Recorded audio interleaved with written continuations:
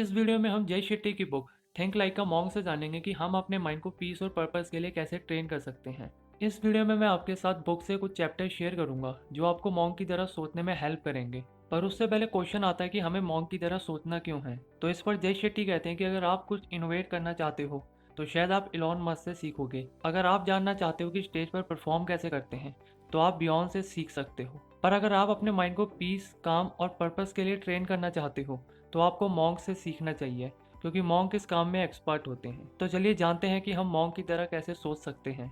Number 1, identity. Suppose करिए आप एक मिरर के सामने खड़े हैं और मिरर पर धूल की एक लेयर चढ़ी हुई है। तो क्या आप अपने आप को मिरर में देख सकते हो? बिल्कुल नहीं, क्योंकि मिरर पर धूल की एक लेयर चढ़ी हुई है। और जब तक आप उस मिरर को साफ करके उससे धूल नहीं हटा देते तब तक आप अपने आप को मिरर में नहीं देख सकते। यहाँ पर मिरर आपकी आइडेंटिटी है जो कि एक धूल की लेयर के पीछे छुपी हुई है। और जब आप मिरर में देखते हो तो आपको पता नहीं लगता है कि आप कौन हो और आपकी क्या वैल्यू है। और जब आप मिरर से धूल को हटा देते हो तब आप अपना असली रिफ्लेक्शन मिरर में देख सकते हो।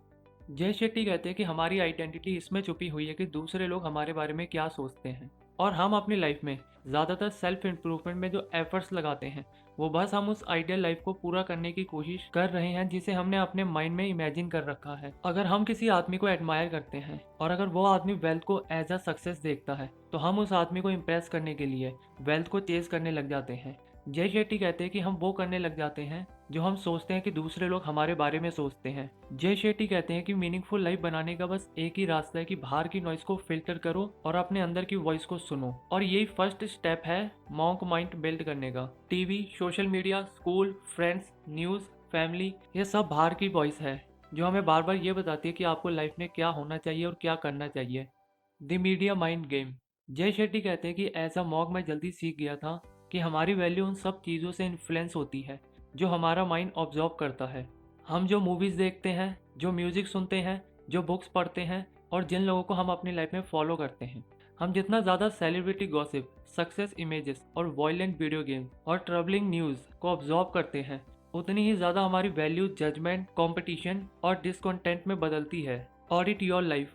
इससे कोई फर्क नहीं पड़ता कि आप क्या सोचते हैं कि आपकी वैल्यूज क्या है, आपके एक्शंस रियल स्टोरी बताते हैं। हम अपने फ्री टाइम में क्या करते हैं ये दिखाता है कि हम किसे वैल्यू देते हैं या हमारी क्या वैल्यू है। फॉर एग्जाम्पल, अगर आपकी वैल्यू की लिस्ट में टॉप पर फैमिली के साथ टाइम बिताना है, पर अगर आप अपना पूरा फ्री टाइम गेम्स खेलने में बिता देते हो तो आपके एक्शंस आपकी वैल्यू के साथ मैच नहीं करते हैं। तो इसके लिए आपको सेल्फ एग्जामिनेशन करने की जरूरत है। फर्स्ट टाइम चेक करिए कि जब आप सो नहीं रहे हो और ना ही आप कोई काम कर रहे हो तो वो टाइम आप कैसे स्पेंड करते हो।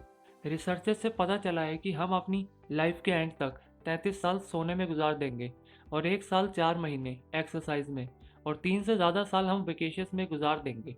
और अगर आप एक वुमेन हो तो आप 136 दिन रेडी होने में, और अगर आप एक मैन हो तो 46 डेज आप रेडी होने में गुजार देंगे। Second, media. रिसर्चेस से पता चला है कि एक एवरेज आदमी अपनी लाइफ के 11 साल टीवी और सोशल मीडिया देखकर गुजारेगा। आप अपने फ़ोन में चेक कर सकते हो कि आपने अभी तक सोशल मीडिया, गेम्स, मेल और ब्राउजिंग में कितना टाइम स्पेंड किया है। इस पर जय शेट्टी कहते हैं कि आपने जितना भी टाइम स्पेंड किया होगा, अगर वो आपको पसंद ना आए तो आप अपने लिए लिमिट सेट कर सकते हो कि मुझे एक दिन में बस कोई भी मीडिया इतना यूज़ करना है। Third, money. टाइम की तरह ही आप अपने खर्चों से देख सकते हो कि आप किन वैल्यूज पर जी रहे हैं। जय शेट्टी कहते हैं कि अगर आपने जिम की मेंबरशिप ले रखी है और आप जिम बस इस महीने एक बार गए हो और उससे ज्यादा पैसे आपने वाइन पर खर्च कर दिए हैं तो आपको फिर से सोचने की जरूरत है। जय शेट्टी कहते हैं कि वैल्यूज दो तरह की होती है, हायर और लोअर वैल्यू। हायर वैल्यू हमें हैप्पीनेस, फुलफिलमेंट और मीनिंगफुल लाइफ देती है, जबकि लोअर वैल्यू हमें एंजाइटी, डिप्रेशन, सफरिंग देती है। जय शेट्टी कहते हैं कि जब आप अकेले नहीं होते हो तो आप उन लोगों के साथ रहो जिनके साथ आपकी वैल्यू फिट बैठती है, और यह आपको एक कम्युनिटी ढूंढने में हेल्प करेगा जो बताती है कि आप किस तरह का आदमी बनना चाहते हो और आप कैसा फ्यूचर चाहते हो। आपको अपने आप को ऐसे लोगों के साथ रखना चाहिए जो आपकी वैल्यूज़ के साथ रहने में और गोल्स को अचीव करने में हेल्प करें। अगर आप अपना बिजनेस ग्रो करना चाहते हो तो आप बिजनेस करने वाले लोगों के ग्रुप ज्वाइन करो। और अगर आपको समझ नहीं आता है कि दूसरे लोग मेरी वैल्यू के साथ फिट है या नहीं, तो अपने आप से एक क्वेश्चन करो कि जब मैं किसी भी पर्सन के साथ टाइम स्पेंड करता हूँ तो क्या मैं जैसा बनना चाहता हूँ उसके क्लोज जा रहा हूँ या उससे दूर। ऐसे लोगों के साथ रहना अच्छा होता है जो लोग हमारे लिए अच्छे हों। और ऐसे लोगों के साथ रहना अच्छा नहीं होता जो हमें सपोर्ट नहीं करते और ना ही हमें बुरी हैबिट से बाहर निकालते हैं। एंड में जय शेट्टी कहते हैं कि जब आप अपने आप को स्पेस और स्टिलनेस देते हो तो आप धूल को हटा सकते हो और तभी आप दुनिया को अपनी आंखों से देख सकते हो, ना कि दूसरों की आंखों से। और जब आप अपनी वैल्यूज को आइडेंटिफाई कर लेते हो तो आप आराम से एक्सटर्नल इन्फ्लुएंस को फिल्टर कर सकते हो और अपनी अंदर की वॉइस को सुन सकते हो। Number 2, negativity. नेगेटिविटी हर जगह है। हम रोज छोटी छोटी खुशियों के बजाय पूरे दिन के पेन के बारे में बात करते रहते हैं। हम अपने आप को दूसरे लोगों से कंपेयर करते हैं। हम अपने पार्टनर्स की कंप्लेन करते हैं। हम अपने फ्रेंड के पीठ पीछे उनकी बातें करते हैं जो कभी भी हम अपने फ्रेंड से फेस टू फेस नहीं कहने वाले हैं। हम लोगों को सोशल मीडिया पर क्रिटिसाइज करते हैं। जय शेट्टी कहते हैं कि अगर हम अपने आप को गॉसिप, नेगेटिविटी और कन्फ्लिक्ट के साथ रखते हैं तो हम दुनिया को भी उस नज़र से देखना शुरू कर देते हैं। और हम जितना ज़्यादा अपने आप को नेगेटिविटी के साथ रखेंगे हम भी उतने ही नेगेटिव बनते जाते हैं। Types of negative people. Complainers. ऐसे लोग पूरे दिन कंप्लेन करते रहते हैं और कभी भी सोल्यूशन नहीं देखते हैं। कैजुअलिटीज़। ऐसे लोग सोचते हैं कि पूरा वर्ल्ड इनके अगेंस्ट है और अपनी प्रॉब्लम्स के लिए दूसरे लोगों को ब्लेम करते हैं। क्रिटिक्स। ऐसे लोग दूसरे लोगों के लिए अलग राय रखते हैं। कमांडर्स। ऐसे लोगों को अपनी लिमिट्स पता होती है पर दूसरों पर प्रेशर बनाते हैं। कॉम्पिटिटर्स। ऐसे लोग अपने आप को दूसरे लोगों से कंपेयर करते हैं और हमेशा आगे बढ़ने के लिए दूसरों को नीचा दिखाते हैं। कंट्रोलर्स।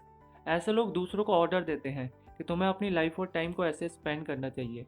अब जब आपको पता लग गया है कि किस तरह के नेगेटिव लोग होते हैं तो अब मैं आपको बुक से 2 स्ट्रेटेजीज बताऊंगा जिससे आप नेगेटिव लोगों के साथ डील कर सकते हो। First, allocate time. जय शेट्टी कहते हैं कि लोगों को बर्दाश्त करने की हमारी एक लिमिट होती है। हो सकता है आप किसी पर्सन को 1 घंटा बर्दाश्त कर सकते हो और किसी को 1 दिन या 1 वीक के लिए, और हो सकता है कि कोई पर्सन ऐसा भी होगा जिसे आप 1 मिनट के लिए बर्दाश्त कर पाओ। तो नेगेटिविटी से बचने के लिए आपको डिसाइड करना होगा कि आपके लिए किस पर्सन के साथ कितना टाइम बिताना बेस्ट होगा। Second, the 25-75 principle. Jay Shetty कहते हैं कि मैं अपने आप को ऐसे लोगों के साथ रखने की कोशिश करता हूँ जो मुझसे लाइफ में बेटर हैं। जय शेट्टी कहते हैं कि मेरा मतलब ये नहीं है कि आप अपने आसपास हर आदमी पर नेगेटिव का लेबल लगा दो, पर कोशिश करिए कि आप अपना 75% टाइम ऐसे लोगों के साथ बिताएं जो आपको इंस्पायर करते हो, बजाय इसके कि आपको लाइफ में नीचे लेकर जाए। Number 3, routine. जय शेट्टी इस चैप्टर में हमारे पूरे रूटीन के बारे में बात करते हैं और कुछ पॉइंट शेयर किए हैं, जिसमें सबसे पहला पॉइंट है अर्ली टू राइज।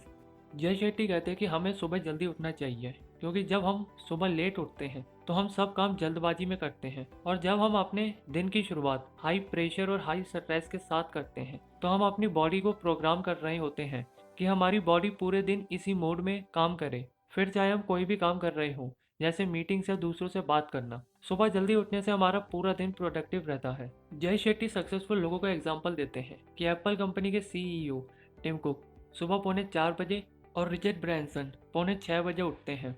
जय शेट्टी कहते हैं कि मैं आपको सुबह 4 बजे उठने के लिए नहीं कह रहा हूँ, बल्कि आप उससे 1 घंटा पहले उठें जितने बजे आप डेली उठते हो, ताकि आप मॉर्निंग में हर काम को एंजॉय कर सकें और उसे पूरे इंटेंशन के साथ कर सकें। दी इवनिंग रूटीन। जय शेट्टी बताते हैं कि जब वो मॉन्क थे और आश्रम में रहते थे तो वो इवनिंग में स्टडी और रीडिंग करते थे और 8 से 10 बजे के बीच वो सोने जाते थे। जय शेट्टी कहते हैं कि अगर आप मॉर्निंग में पूरे इंटेंशन के साथ उठना चाहते हो तो उसकी शुरुआत हेल्दी और रेस्टफुल इवनिंग रूटीन के साथ होती है। तो आपको अपनी मॉर्निंग की बढ़िया शुरुआत के लिए इवनिंग रूटीन बनाना होगा, और आप इवनिंग में उन सब चीज़ों की लिस्ट बना सकते हो जो काम आप अगले दिन करने वाले हो। ऐसे करने से अगले दिन मॉर्निंग में आपके माइंड को पता होगा कि मुझे पूरे दिन क्या करना है, और जिससे आपकी मॉर्निंग में एनर्जी भी बचेगी। Location has energy.